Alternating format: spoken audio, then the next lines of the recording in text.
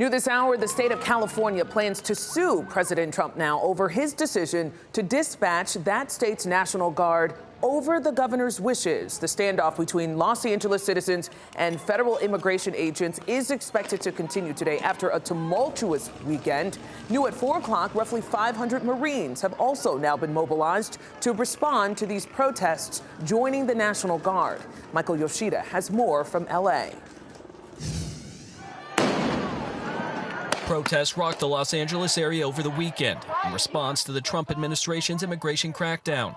Dozens of people have been arrested as law enforcement says the protests have turned violent. Vehicles were set on fire, and law enforcement used flashbangs and tear gas to break up the crowds. Last night was probably one of the most volatile nights that we had in the city of Los Angeles. President Donald Trump deploying hundreds of National Guard troops, which he said was to protect federal personnel and property, despite no calls for them from California Governor Gavin Newsom and Los Angeles Mayor Karen Bass. What was the reason that the president had to take the power from the governor and federalize the National Guard? Newsom is now threatening to sue the Trump administration over the move. Authorities have declared all of downtown Los Angeles an unlawful assembly area. President Trump addressing the unrest from outside the White House. The people that are causing the problem are professional agitators, they're insurrectionists, they're bad people, they should be in jail.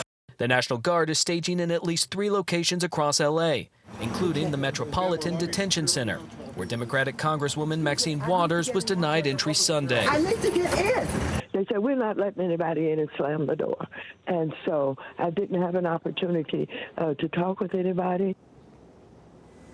That was Michael Yoshida reporting. Now, in the wake of the intense protests in Los Angeles, North Carolinians were in Moore Square at a rally today against ICE raids. The group was out there for nearly 2 hours. WRAL's Destiny Patterson was there as well. We join Destiny now. And Destiny, this rally ended just moments ago, about 20 minutes ago.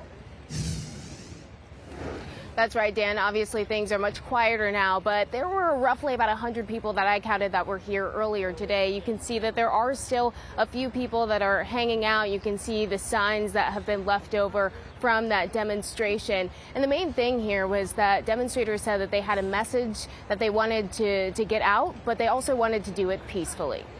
Now! What do you want? Justice! What do you want? Now! Thousands of miles from California, these people here in North Carolina say they needed to speak out about what's happening across the country. I'm here for all workers. Images out of Los Angeles from over the weekend show flashbangs, fires, and tear gas among protesters. This is hurting communities, it's hurting people in them, and it's making people feel unsafe in their communities. President Donald Trump deployed thousands of troops in response to these protests. Demonstrators calling for the end of raids targeting businesses and people suspected of violating immigration laws.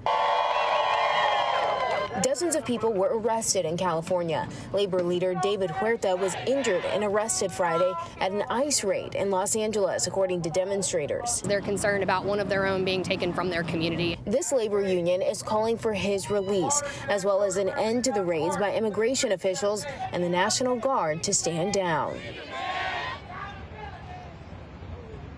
Now, the president has defended his actions and his decision to deploy National Guard troops. I also reached out to ICE agents here locally to see how many people they've detained within North Carolina since about the start of the year. They tell me that they've received my request, but I'm still waiting to get those numbers. Destiny Patterson, WRAL News, live in Raleigh.